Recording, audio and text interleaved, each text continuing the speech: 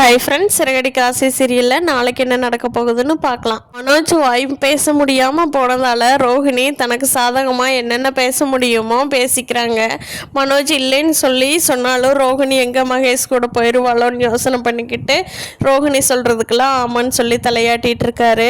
அடுத்த நாள் காலையில் ஆஃபீஸ் கிளம்புறப்போ ரோஹிணி நான் மனோஜ் கூட போகணுங்க அத்தை, அப்படித்தான் மனோஜ் சொல்கிறான் அப்படின்னு சொன்னதுக்கு அவங்க அம்மா கேட்குறாங்க, ஏன் மனோஜ் நீ அப்படித்தான் சொன்னியா, இல்லை அவள் மனசில் இருக்கிறத அவள் இஷ்டத்துக்கு சொல்லிட்டு இருக்காளா, நீ இது அப்படித்தான் சொன்னியா மனோஜ் சொல்லு அப்படின்னு கேட்குறப்போ ஆமாம் அப்படின்னு தலையாட்டுறாங்க மனோஜ். அதை கேட்ட ரோஹிணிக்கு உள்ளுக்குள்ளே சந்தோஷமாயிருது. அப்பாடா இந்த கட்டுன்னு அப்படியே ஒரு வாரத்துக்கு வாயில் இருந்துச்சுன்னா நல்லா தான் இருக்கும், நமக்கு சாதகமாக யூஸ் பண்ணிக்கலாம் அப்படின்னு ரோஹிணி யோசிச்சுட்டு இருக்காங்க. ஹாஸ்பிட்டலில் சீதா கண்ணு முழிச்சு பார்த்துட்றாங்க. கண்ணு முழிச்சு பார்த்ததும் மீனா நல்லா இருக்கியா சீதா, என்ன உனக்கு இவ்வளோ டிப்ரெஷன் இந்த வயசுலேயே, இப்படி உடம்பு சரியில்லாமல் போக வரைக்குமா சாப்பிடாம இருப்ப அப்படின்னு மீனா கேட்குறாங்க.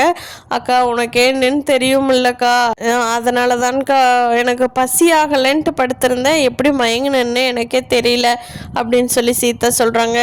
மீனா சரி சீதா, இனிமேல் இல்லை இப்படி இருக்காத, உடம்பு தான் ஃபஸ்ட்டு முக்கியம், இப்படியே போச்சுன்னா உனக்கு உடம்புக்கு என்னென்னமோ பண்ணிடும் டாக்டர் சொல்கிறாங்க, இதெல்லாம் தேவையா சீதா, கரெக்டாக உடம்ப வச்சுக்கிட்டு அதானே ஆகும் அப்படின்னு சீதாவுக்கு அட்வைஸ் பண்ணுறாங்க. மீனா என்ன அட்வைஸ் பண்ணாலும் சீதாவுக்கு அருணோட கல்யாணம் பண்ணி வச்சா மட்டும்தான் இந்த பிரச்சனை முடியும் சொல்லி மீனாவுக்கும் தெரியும், சீதாவுக்கும் தெரியும்.